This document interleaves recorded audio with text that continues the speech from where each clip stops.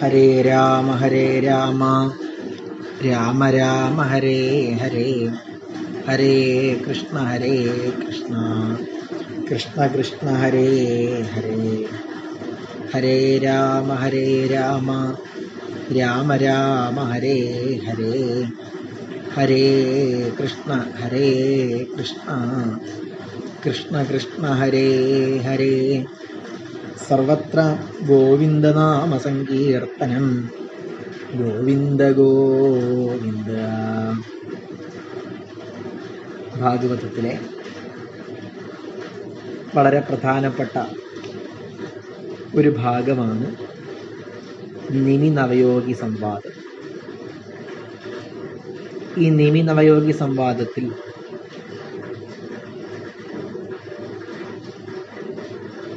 ആദ്യത്തെ ഭാഗത്തായി ആത്മജ്ഞാനത്തെ നേടാനാണ് പരിശ്രമിക്കേണ്ടത് എന്നും ആത്മജ്ഞാനമില്ലാത്തത് കൊണ്ടാണ് എല്ലാ പാരതന്ത്ര്യം അനുഭവിക്കേണ്ടതായി മനുഷ്യന് വരുന്നത് എന്നും സൂചിപ്പിച്ചു. തുടർന്ന് ആ സത്യത്തെ സാക്ഷാത്കരിച്ച വിജ്ഞാനികളുടെ രീതി എന്താണ്, അവർ സമൂഹത്തോട് എങ്ങനെയാണ് പ്രവർത്തിക്കുക എന്ന് വ്യക്തമാക്കി. എല്ലാവരിലും ഈശ്വരനെ കണ്ട് മനസ്സുകൊണ്ട് സകല ചരാചരങ്ങളെയും പ്രണമിക്കുന്ന മഹാനുഭാവന്മാരാണ് വിജ്ഞാനികൾ അഥവാ ഭക്തന്മാർ എന്ന് വ്യക്തമാക്കി. തുടർന്ന് നിമിരാജാവിൻ്റെ ചോദ്യമാണ്, എന്താണ് മായ? മായ എന്ന് പറഞ്ഞാൽ എന്താണ്? ഈ മായയാണ് എല്ലാ ബന്ധനത്തിനും കാരണമെന്ന് രണ്ടാമത്തെ അധ്യായത്തിൽ പറഞ്ഞിട്ടുണ്ടായിരുന്നു. മായ ആത്മസ്വരൂപത്തെ മറക്കുന്നതിനും ആത്മാവല്ലാത്തതിൽ ആത്മത്വ ബുദ്ധിയെ സൃഷ്ടിക്കുന്നതിനും കാരണമായി നിൽക്കുന്നത് മായയാണ് എന്ന് പറഞ്ഞിട്ടുണ്ടായിരുന്നു.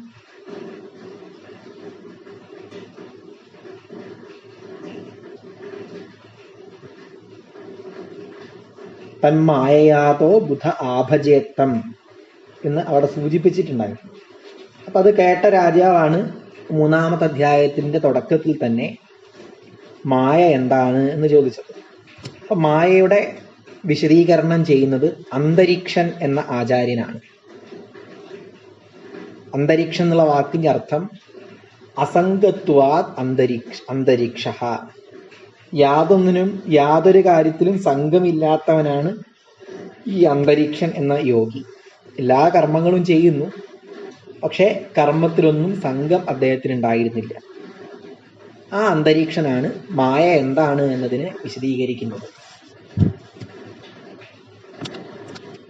എന്താ ഇവിടെ മായ എന്ന്, എങ്ങനെയാണ് ഇവിടെ മായയെ നിർവചിക്കുന്നത്? നമുക്ക് പരിശോധിക്കാം. ഇവിടെ ഭാഗവതത്തില്, ഇന്ന് പ്രചാരമുള്ള ഭാഗവതത്തിൽ മായ എന്താണെന്ന് വ്യക്തമായി നിർവചിക്കുന്നില്ല. മായയുടെ ശക്തിയാൽ സംഭവിക്കുന്ന പരിണാമങ്ങളെയാണ് ഇവിടെ വിശദീകരിക്കുന്നത്. സൃഷ്ടി, സ്ഥിതി, സംഹാരം തുടങ്ങിയ മായാകാര്യങ്ങളെയാണ് ഇവിടെ വിശദീകരിക്കുന്നത്. ഇന്ന് കാണുന്ന ഭാഗവത പുരാണത്തിൽ പ്രചരിക്കുന്ന പുരാണത്തിൽ. നേരെ മറിച്ച് ചില പാഠങ്ങളിൽ, ഭാഗവതത്തിൻ്റെ തന്നെ ചില പാഠങ്ങളിൽ 4-5 ശ്ലോകങ്ങളിലായി മായയെ നിർവചിക്കുന്നുണ്ട്, വ്യക്തമായി നിർവചിക്കുന്നുണ്ട്. കൃഷ്ണപതി വ്യാഖ്യാതാവൊക്കെ ഈ നിർവചിക്കുന്ന ഭാഗവത ശ്ലോകങ്ങളെ എടുത്തിട്ടുണ്ട്. എന്താണ് അവിടെ പറഞ്ഞത്? നിർഗുണേ കേവലേ സാക്ഷാദാത്മനോ തദ്വിപര്യയ സാ വൈ ഭഗവതോ മായ ഏതം നിർമ്മമേ വിഭൂ. നിർഗുണവും കേവലനുമായ ആത്മസ്വരൂപത്തെ മറക്കാൻ, ആത്മസ്വരൂപത്തെ മറന്ന് ശരീരാദികളിൽ ആത്മത്വ ബുദ്ധിയെ പ്രകടിപ്പിക്കുന്നത് യാതൊരു തത്വമാണോ ആ തത്വത്തെയാണ് മായ എന്ന് പറയുന്നത്. യാതൊരു ശക്തിയാലാണോ നിർഗുണവും കേവലവുമായ ആത്മാവാണ് താൻ എന്ന വാസ്തവ സത്യത്തെ മറന്ന് ശരീരാദികളിൽ ഞാനെന്നും എൻ്റേതെന്നും എന്ന ബോധം സൃഷ്ടിക്കുന്നത് യാതൊരു ശക്തിയാണോ, യാതൊരു ശക്തിയാലാണോ ഈ പ്രപഞ്ചം മാത്രമാണ് വാസ്തവം, പ്രപഞ്ചകാരണമായ സദ്വസ്തുവല്ല പ്രപഞ്ചമാണ് വാസ്തവം എന്നത് ബോധ്യപ്പെടുത്തി തരുന്നത്, അല്ലെങ്കിൽ അങ്ങനെ അനുഭവപ്പെടുത്തുന്നത് യാതൊരു ശക്തിയാണോ ആ ശക്തിക്കാണ് മായ എന്ന് പറയുന്നത്. ധാരാളം വരികളിൽ മായയെ നിർവചിക്കുന്നുണ്ട്, പല ആചാര്യന്മാരും നിർവചിച്ചിട്ടുണ്ട്. ആത്മാവല്ലാതെയുള്ള ദേഹാദിവസ്തുക്കളിൽ ആത്മാവെന്നുള്ള ബോധം, ആത്മാവെന്നുള്ള ബോധം യാതൊന്നു ജഗത്രയേ. ആത്മാവല്ലാതെയുള്ള ദേഹാദി വസ്തുക്കളിൽ, ശരീരത്തിലും മനസ്സിലും ഇന്ദ്രിയങ്ങളിലുമൊക്കെ അവയുമായി ചേർന്ന് നിൽക്കുന്ന വസ്തുക്കളിലെല്ലാം എൻ്റേത് എന്നും ഞാനെന്നും എന്ന തോന്നൽ യാതൊരു ശക്തിയാണോ, യാതൊരു ശക്തി കൊണ്ടാണോ അങ്ങനെ വരുന്നത്, ആ ശക്തിക്കാണ് മായ എന്ന് പറയുന്നത്. ശരിക്കു പറയുകയാണെങ്കിൽ ഇവിടെ എല്ലാവരും ഈശ്വരൻ തന്നെയാണ്. ഇവിടെ കാണുന്ന വസ്തുക്കളിലൊക്കെ ഇരിക്കുന്നത് ഈശ്വരനാണ്. എന്നിലെ ചൈതന്യവും ഈശ്വരനാണ്. ഈശ്വരനേ ഉള്ളൂ. ഈശ്വരൻ തന്നെ പല നാമരൂപങ്ങളായി മാറി നിൽക്കുന്നതാണ് ഈ പ്രപഞ്ചം. ഏതുപോലെ എന്ന് ചോദിച്ചാൽ, മണ്ണ് ചട്ടിയായും ചരാതായും പല രൂപങ്ങളായി മാറി നിൽക്കുന്നുണ്ടല്ലോ. ഇതൊക്കെ എന്താണ്? ആത്യന്തികമായി പറഞ്ഞാൽ മണ്ണിനെയാണ്. ഇതുപോലെ ഇവിടെ സൂര്യനായും ചന്ദ്രനായും നക്ഷത്രങ്ങളായും മറ്റ് ഗ്രഹങ്ങളായും മനുഷ്യനായും ജന്തുക്കളായും സസ്യങ്ങളായും എല്ലാമായി മാറി നിൽക്കുന്നത് ഒരേ ഭഗവാൻ തന്നെയാണ്. ഒരേ ഭഗവാന്റെ നാമരൂപങ്ങളാണ് ഈ കാണുന്ന പ്രപഞ്ചം. പക്ഷേ ആ ഭഗവാൻ തന്നെയാണ് താൻ. തന്നിലും ആ ഭഗവാൻ ഉണ്ട്. തന്നിലെ ഈ പ്രപഞ്ചത്തെ അനുഭവിച്ചു കൊണ്ടിരിക്കുന്ന ഈ ശരീരത്തിലുള്ള ചൈതന്യം, അതും വാസ്തവത്തിൽ ആരാണ്? ഭഗവാൻ തന്നെയാണ്.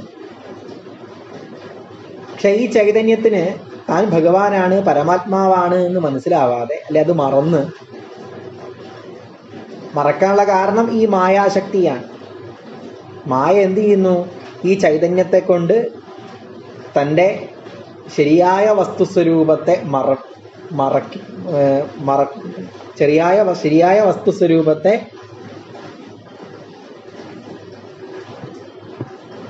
മറവിയിലേക്ക് ആഴ്ത്തുന്നു. ശരിക്കും ഈ ചൈതന്യം ഭഗവാനാണെങ്കിലും മായാശക്തി കാരണം, മായയുടെ പ്രവർത്തനം കാരണം താൻ ഈശ്വരനാണ് എന്ന് മറക്കുകയും നാനാവിധ വസ്തുക്കളിൽ ചേർന്ന് അവയൊക്കെയാണ് താൻ എന്ന പ്രതീതി അനുഭവപ്പെടുകയും ചെയ്യുന്നു. ഇങ്ങനെ മായയുടെ ശക്തി അപാരമാണ്. ജീവാത്മാവിനെ പോലും, ജീവാത്മാവെന്ന് പറയുമ്പോൾ തന്നെ എന്താണ്? മായ കാരണമാണ് ജീവഭാവം കൈവരുന്നത്. ശരിക്കും കേവലമായ സത്യം മാത്രമേ ഉള്ളൂ, അതാണെല്ലാം. പക്ഷെ അതല്ലാതെ വേറെ പലതും ഉണ്ട് എന്ന് തോന്നിപ്പിക്കുന്നത് കുഞ്ഞുകുട്ടി പരാധീനതയും സുഖവും ദുഃഖവും ഇങ്ങനെ സമസ്തവും മാറി മാറി വരാനും പദവിയും സമ്പത്തും മുതലായ കാര്യങ്ങൾ കാണുമ്പോൾ അതാണ് വളരെ വലിയ കാര്യം എന്ന് വിചാരിച്ച് അങ്ങനെയുള്ള വിഷയങ്ങളിലേക്ക് മനുഷ്യൻ ചാടി വീഴാനും എല്ലാം കാരണം ഈ മായയാണ്. മായ ശരീരത്തിൽ ആത്മസ്വരൂപ ബുദ്ധി ഉണ്ടാക്കുന്നു, ആത്മബുദ്ധി സൃഷ്ടിക്കുന്നു. ശരീരത്തിൻ്റെ പകിട്ടിനും ഉയർച്ചയ്ക്കും സ്ഥാനമാനങ്ങൾക്കും വേണ്ടി പലതരത്തിലുള്ള പാപകർമ്മങ്ങളും ചെയ്യാൻ കാരണമാവുന്നു. ഇതിനൊക്കെ ഇപ്പം ലോകത്തിൽ കാണുന്ന എല്ലാ കുഴപ്പങ്ങൾക്കും അടിസ്ഥാന കാരണം, വിഭാഗീയ ചിന്തകൾക്കും എല്ലാറ്റിനും കാരണം ഈ മായയാണ് എന്ന് പറയാം. അതുകൊണ്ടാണല്ലോ ശങ്കരാചാര്യസ്വാമികൾ പറഞ്ഞത്, ശ്രുതിശതനിഗമാന്ത ശോധകാൻ അപ്യഹ ധനാതി നിദർശനേന സദ്യ കലുഷയതി ചതുഷ്പദാദ്യഭിജ്ഞാൻ അഘടിത ഘടനാ പടീയസി മായ. ശ്രുതിശതനിഗമാന്ത ശോധകാൻ, വേദശാസ്ത്രങ്ങളൊക്കെ നന്നായി പഠിച്ച് അതിൻ്റെ താല്പര്യങ്ങളെ വ്യാഖ്യാനിക്കുന്ന ആളുകൾക്ക് പോലും, അങ്ങനെയുള്ളവരെ പോലും ധനാദിനിദർശനേന, ധനം, അതുപോലെ പദവി, ഇങ്ങനെയുള്ള പല വിഷയങ്ങളുടെയും പേരിൽ പല കാര്യങ്ങളും കാണുമ്പോൾ അതിൽ വീണു പോവുകയാണ്. വേദശാസ്ത്രങ്ങളൊക്കെ പഠിച്ചവർ പോലും വീണു പോകുന്നു. പഠിക്കുക മാത്രമല്ല, അതിന് വ്യാഖ്യാനങ്ങളും ആ വ്യാഖ്യാനങ്ങൾക്കുള്ള ടീകകളും ഇതൊക്കെ ചെയ്യുന്നവരിൽ പോലും ഇത്തരം കാര്യങ്ങൾ കാണുമ്പോഴേക്കും അവയിൽ വീണു പോകുന്നുണ്ട്. ഇതിന് കാരണം യാതൊന്നാണോ ആ ശക്തിയാണ് മായ എന്ന് പറയാൻ. കലുഷഗതി ചതുഷ്പദാദ്യ അഭിജ്ഞാൻ, നാൽക്കാലികളിൽ നിന്ന് ഭിന്നരല്ലാത്തവരാക്കുന്നത്, ഇങ്ങനെയുള്ളവരെ പോലും നാൽക്കാലികൾക്ക് തുല്യമാക്കി തീർക്കുന്നത് യാതൊരു തത്വമാണോ ആ തത്വമാണ് മായ. അഘടിതഘടനാ പടീയസി മായ. എന്താണത്? യുക്തിയൊന്നും കണ്ടുപിടിക്കാൻ കഴിയില്ല. അഘടിതഘടനാ പടീയസി എന്നാണ്. ഇനി ഇതിന്റെ കാരണം എന്താണെന്നൊന്നും കണ്ടെത്താൻ കഴിയില്ല. പക്ഷേ വിജ്ഞാനി എന്ന് പറയാൻ വയ്യ, ജ്ഞാനികളെപ്പോലും മായിനാമഭി മോഹിനി, വലിയ മായാവികളെപ്പോലും മോഹിപ്പിക്കുന്നു ഈ മായ. കാണാൻ കഴിയോ ഇതിനെ? കാണാനൊന്നും കഴിയില്ല. യാ മാ സാ മായ, കാണാൻ കഴിയില്ല എന്നാണ്, ഇല്ലാത്തവളാണ്, കാണാനില്ല. എവിടെയാണ് കാണുക എന്നൊന്നും പറയാൻ പറ്റില്ല. പക്ഷെ അതിന്റെ ശക്തി ഇവിടെ ഉണ്ട്. ചൂട് നമുക്ക് കാണാൻ കഴിയുമോ? കാണാനൊന്നും സാധിക്കില്ല. പക്ഷേ അടുപ്പത്ത് വെള്ളം വെച്ചാൽ ചൂടാവുന്നു, ചൂടായിട്ട് വെള്ളം തിളയ്ക്കുന്നു. ചൂട് കാണില്ല, അതിൻ്റെ പ്രവർത്തനമാണ് നടക്കുന്നത്. ആ പ്രവർത്തനം കൊണ്ടാണ് തണുത്ത വെള്ളം തിളയ്ക്കാൻ കാരണമായത്. അതുപോലെ പരമാത്മാവിൽ തന്നെയുള്ള അഗ്നിക്ക് ചൂട് എന്നതുപോലെ പരമാത്മാവിൽ തന്നെയുള്ള അനന്യവും അഭിന്നവുമായ ശക്തിയാണ് മായ. ഈ മായ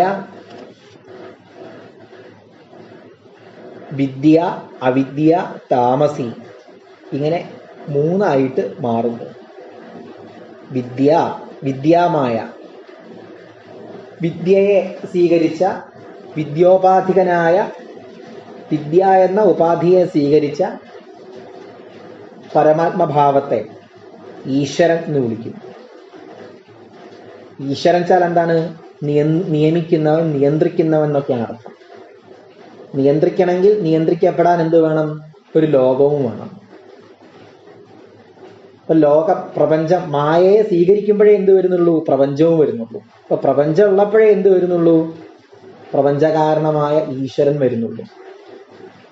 പാരമാർത്ഥികമായി അന്തിമമായി വിശകലനം ചെയ്യുന്ന സമയത്ത് ഈശ്വരനും ഇല്ല, പ്രപഞ്ചവും ഇല്ല.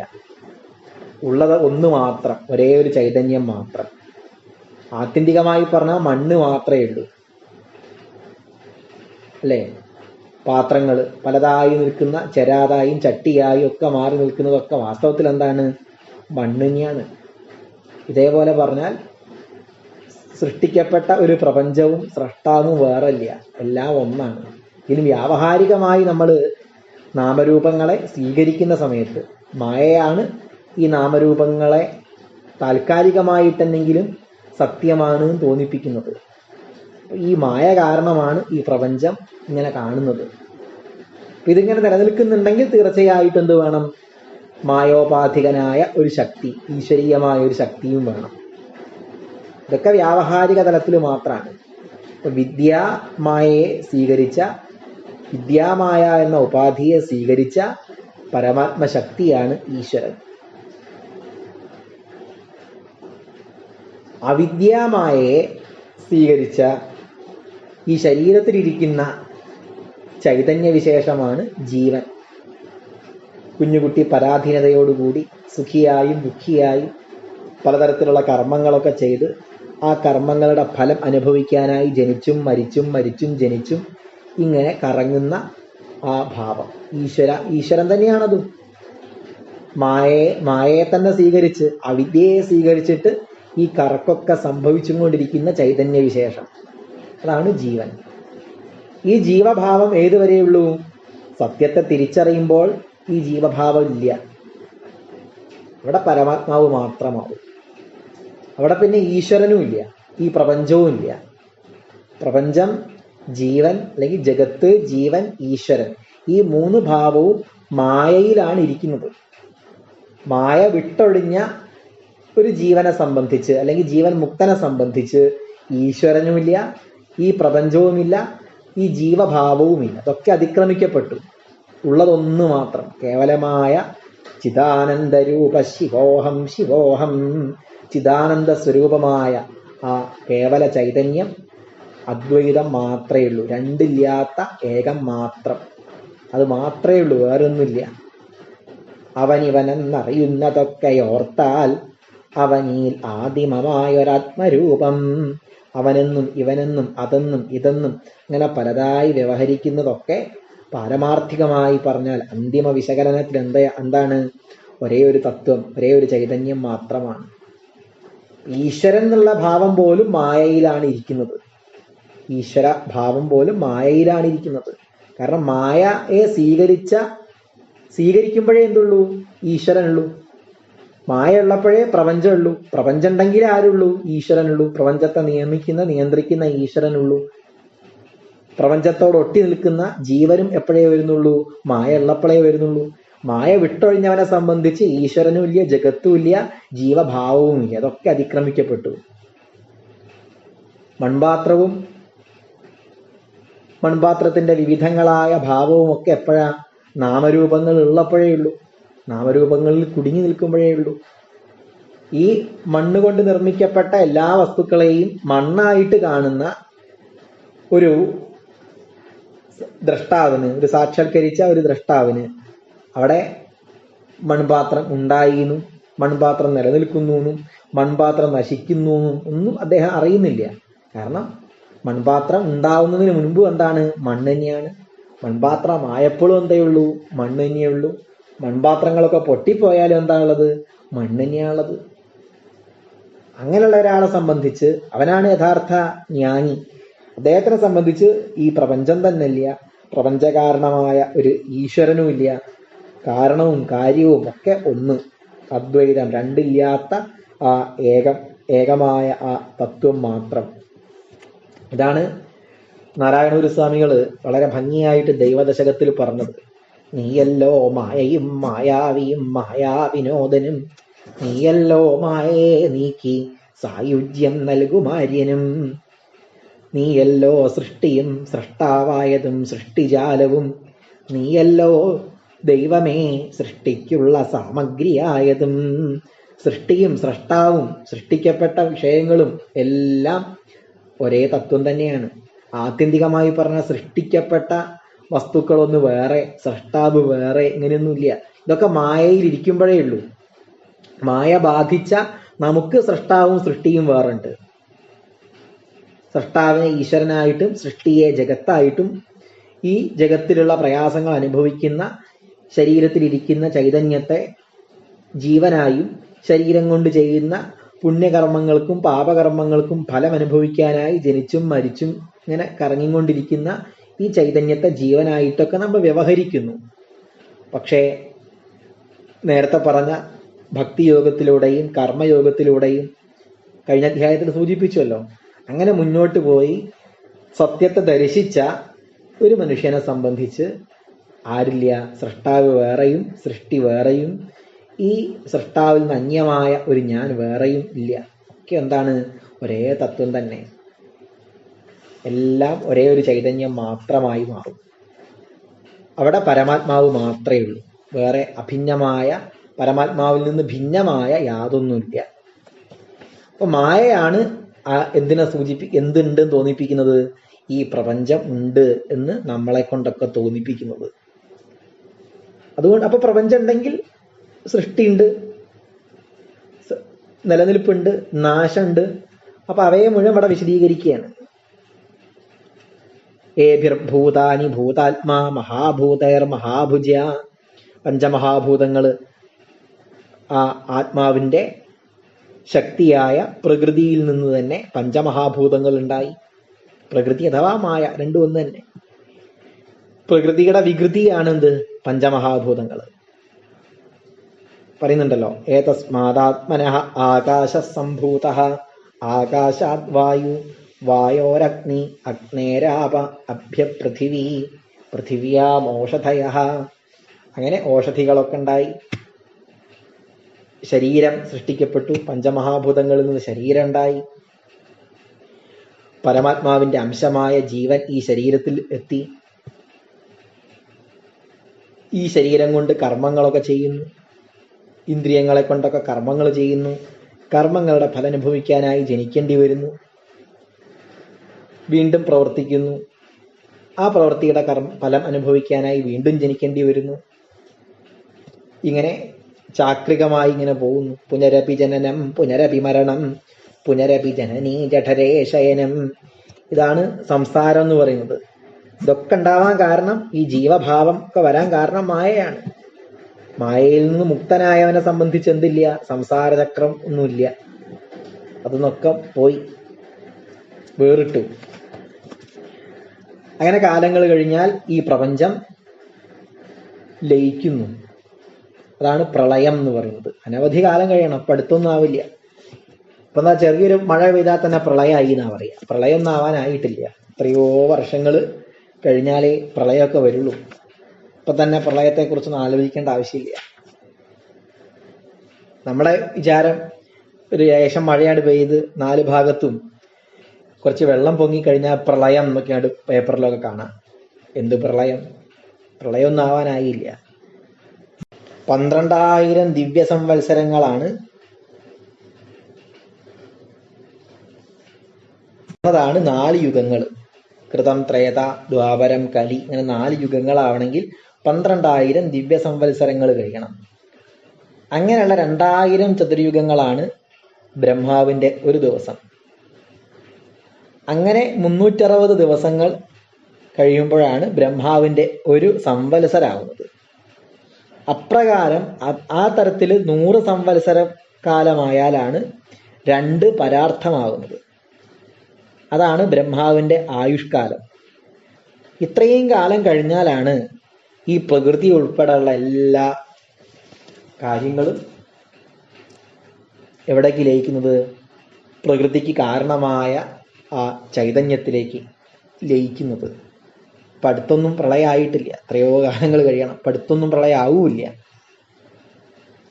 ഏതായാലും വീണ്ടും ഈ പ്രപഞ്ചം ഭഗവാനിൽ നിന്നുണ്ടാവുന്നു, നിലനിൽക്കുന്നു, നശിക്കുന്നു.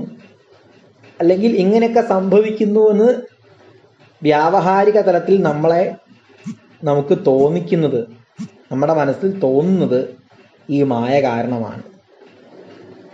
ഇവിടെ ജീവിച്ചും കൊണ്ടിരിക്കെ തന്നെ ഇവയാലൊന്നും ബാധിക്കപ്പെടാത്ത സത്യത്തെ അറിഞ്ഞ ഒരു വിദ്വാന്, അദ്ദേഹത്തിന് സൃഷ്ടി ഉണ്ടായാലും കുഴപ്പമില്ല, ഈ സൃഷ്ടി പോയാലും, ഈ സൃഷ്ടിക്കപ്പെട്ട വസ്തുക്കളൊക്കെ മാഞ്ഞു പോയാലും, തൻ്റെ ശരീരം തന്നെ വിട്ടുപോയാലും അവനെ ബാധിക്കുന്നില്ല.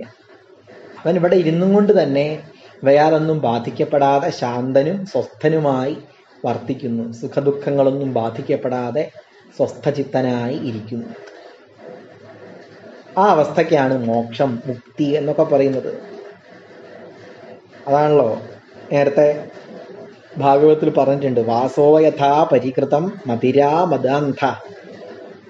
മദ്യം കുറേയധികം കുടിച്ച ഒരു മദ്യപന് തൻ്റെ ഉടുതുണി വീണു പോണത് അവൻ അറിയാത്തതുപോലെ സത്യത്തെ അറിഞ്ഞ സാക്ഷാത്കരിച്ച മുക്തന് ഈ ശരീരം വിട്ടുപോകുന്നത് പോലും, ശരീരം ഉണ്ടെങ്കിൽ എന്ത്, ഇല്ലാതെ ആയാൽ എന്ത്, രണ്ടും അവനൊരു വിഷയമേ അല്ല.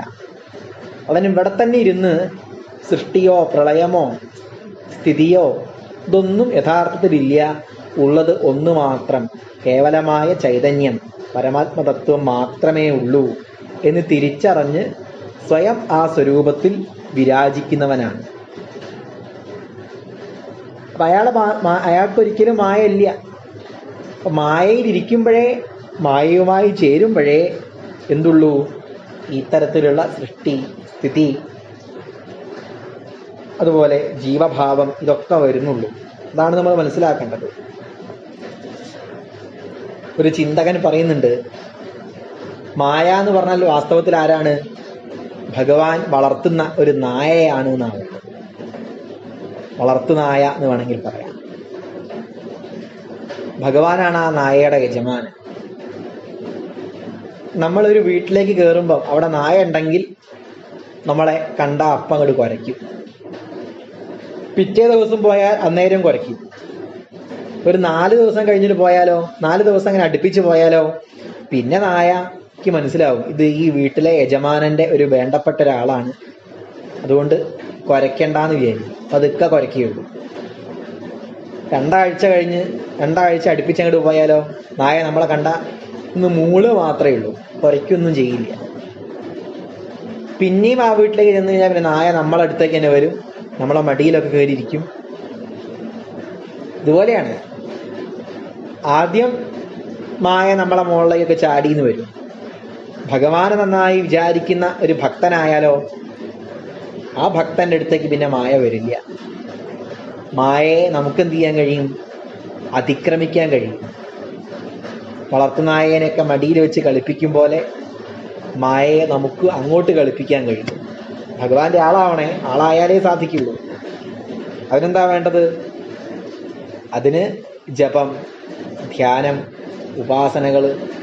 മാമേവയെ പ്രപദ്യന്തേ മായാമേതാം തരന്തി ഗീതയിൽ പറയുന്നുണ്ടല്ലോ. മാമേവ, എന്നെ തന്നെ വിചാരിച്ചാൽ, എന്നെ ആശ്രയിച്ചാൽ.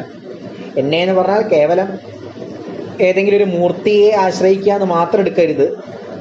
ഏതായാലും കുഴപ്പമില്ല. ശ്രീകൃഷ്ണനായിട്ടോ, പരമാത്മാവിനെ ശ്രീകൃഷ്ണനായിട്ടോ, ശ്രീരാമനായിട്ടോ, ശിവനായിട്ടോ, ഇഷ്ട ദേവതാഭാവത്തിലൊക്കെ പരമാത്മാവാണ് ഈ ഇഷ്ടദേവത എന്നുള്ള ഭാവത്തിൽ, തനിക്ക് ഇഷ്ടപ്പെട്ട ദേവത എന്നുള്ള ഭാവത്തിൽ ഉപാസിച്ചാൽ മായയെ അതിക്രമിക്കാനായി സാധിക്കും. അതാണ് ഇവിടെ പറയുന്നത് ചുരുക്കത്തിൽ. അടുത്ത ചോദ്യതാണ്, എങ്ങനെയാണ് ഈ മായയെ അതിക്രമിക്കുക? അതാണ് അടുത്ത ചോദ്യം. പറയുന്നുണ്ടല്ലോ ആത്മോപദേശ ശതകത്തില്, മനമലർ കൊണ്ടു മഹേശ പൂജ ചെയ്യും മനുജനു മറ്റൊരു വേല ചെയ്തിടേണ്ട. വനമലർ കൊണ്ടും അതല്ലയൈകിൽ മായാമനൂരുമിട്ടുമിരിക്കിൽ മായ മാറും. മനമലർ കൊണ്ടു മഹേശ പൂജ ചെയ്യും. മനസ്സാകുന്ന പൂക്കളെ കൊണ്ട് മഹേശ്വരനെ പൂജിക്കുന്ന ഒരു മനുഷ്യന് മറ്റൊരു വേലയുടെയും ആവശ്യമില്ല, മറ്റൊരു കർമ്മം ചെയ്യണ്ട. സമർപ്യേകം ചേതസ്സരസിജമുമാനാഥ ഭവതാം എന്ന് ശങ്കരാചാര്യസ്വാമികളും പറയുന്നുണ്ട്. സമർപ്യേകം ചേതസ്സരസിജം, മനസ്സാകുന്ന പൂക്കളെ അല്ലയോ ഉമാനാഥ അങ്ങേക്കായി സമർപ്പിക്കാം. മനസ്സിനെയാണ് കൊടുക്കേണ്ടത്.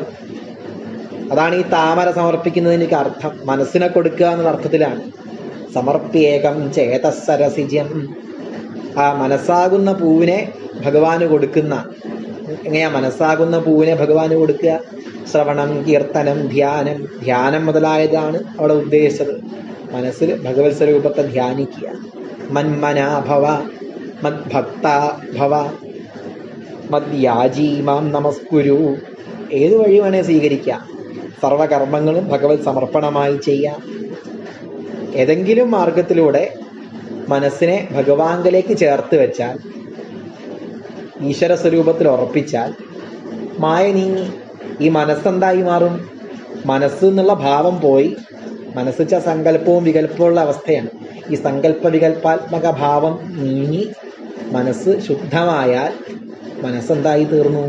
പരബ്രഹ്മം തന്നെയായി മാറി, പരമാത്മാ തന്നെയായി മാറി. അതിന് മുകളിലുള്ള ചളിയൊക്കെ പോയാൽ, ശരിക്കും മനസ്സെന്ന് പറഞ്ഞാൽ ചളിയുള്ള കണ്ണാടിയാണ്. ഈശ്വരൻ തന്നെയാണ് ഈ മനസ്സ്, പരബ്രഹ്മം തന്നെ, പരമാത്മാ തന്നെയാണ് ഈ മനസ്സായും ബുദ്ധിയായിട്ടൊക്കെ നിൽക്കുന്നത്. ആ ചളി നീങ്ങിക്കഴിഞ്ഞാലോ, ചളി പോയാൽ ശുദ്ധമായ മനസ്സ് അല്ലെങ്കിൽ ശുദ്ധമായ ബുദ്ധി എന്നൊക്കെ പറഞ്ഞാൽ അതെന്താണ്? ആത്മസ്വരൂപം തന്നെയായി. വേറൊന്നുമില്ല അവിടെ. അവിടെ ആത്മസ്വരൂപത്തിൽ അങ്ങോട്ട് ഉറയ്ക്കും. നീ അങ്ങനെ മനസ്സിനെ അങ്ങോട്ട് സമർപ്പിക്കാൻ കഴിയുന്നില്ലെങ്കിൽ ഈ മനസ്സിനെ ശുദ്ധമാക്കാൻ വനമലർ കൊണ്ട് മതല്ലയായിക്കിൽ, വനപുഷ്പങ്ങളൊക്കെ ഭഗവാന്റെ പാദങ്ങളിൽ അർച്ചിക്കുക, നാമജപം മുതലായതൊക്കെ ചെയ്യാം. ഇങ്ങനെയുള്ള മാർഗങ്ങളിലൂടെ പോയാൽ മായ മാറും എന്ന് പറയാം. മായ മാറിയാൽ പിന്നെ സൃഷ്ടിയില്ല, സ്ഥിതിയില്ല, സംഹാരവുമില്ല, ഈശ്വരനുമില്ല, ഈ പ്രപഞ്ചവുമില്ല. ആ ഏകമായ കേവലമായ ആ സത്യം മാത്രമാണ് എന്ന അവസ്ഥ അതിൽ ഉറയ്ക്കും. ഇതാണ് ഇവിടെ ചുരുക്കത്തിൽ പറഞ്ഞത്. ഇവിടെ മായയുടെ കാര്യമായ സൃഷ്ടി, സ്ഥിതി, സംഹാരം മുതലായ വിഷയത്തെ കാവ്യാത്മകമായി പറഞ്ഞതാണ്. അവസാനം കുറേ കാലം മഴ പെയ്യാതെയാവും, അങ്ങനെയൊക്കെ പറയുന്നുണ്ട്. ചൂട് കൂടുതലായി മാറും. ഇതൊക്കെ ഒരു കാവ്യാത്മകമായ ഭാവം പറഞ്ഞതേ ഉള്ളൂ. അതിനൊന്നും നമ്മൾ അധികം ഭ്രമിക്കേണ്ട ആവശ്യമില്ല. ഇതൊക്കെ ആ കാലത്തുള്ള ആചാര്യന്മാരുടെ സങ്കല്പത്തിനനുസരിച്ച് അല്ലെങ്കിൽ ജനങ്ങളുടെ പ്രളയത്തെ സംബന്ധിച്ച വിശ്വാസങ്ങൾക്കനുസരിച്ച് പറഞ്ഞു എന്ന് മാത്രമേ ഉള്ളൂ. നമ്മൾ അതിലേക്കൊന്നും അധികം ശ്രദ്ധിക്കേണ്ട. മായ എന്ന് പറഞ്ഞാൽ ഇതൊക്കെയാണ്. സൃഷ്ടിയുണ്ട്, സ്ഥിതിയുണ്ട്, സംഹാരമുണ്ട്, സുഖമുണ്ട്, ദുഃഖമുണ്ട്, അതായത് ജീവഭാവമുണ്ട്, ഈശ്വരനുണ്ട് എന്നൊക്കെ തോന്നിപ്പിക്കുന്ന നാനാത്വം. ഈ നാനാത്വ ബുദ്ധിയെ നമ്മളിൽ തോന്നിപ്പിക്കുന്നത് യാതൊരു ശക്തിയാണോ, ആ ശക്തിയാണ് മായ. മായ നീങ്ങിക്കഴിഞ്ഞാൽ ഈ നാനാത്വങ്ങൾക്കൊക്കെ പിന്നിലുള്ളത് ഏകത്വം മാത്രമാണ്, അല്ലെങ്കിൽ ഏകത്വത്തിലാണ് ഈ നാനാത്വം മുഴുവൻ ഇരിക്കുന്നത് എന്ന് ബോധ്യപ്പെടും. ഈ നാനാത്വത്തെ സൃഷ്ടിക്കുന്ന ശക്തിയാണ്, കാണാനൊന്നും കഴിയില്ല, പക്ഷെ നാനാത്വ ബുദ്ധി നമ്മളിലൊക്കെ ഉണ്ട്. ഈ നാനാത്വ ബുദ്ധിയെ സൃഷ്ടിക്കുന്ന ശക്തിയാണ് മായ. ഇതാണ് ചുരുക്കം മനസ്സിലാക്കേണ്ടത്. സർവത്ര ഗോവിന്ദനാമ സങ്കീർത്തനം. ഗോവിന്ദ ഗോവിന്ദ.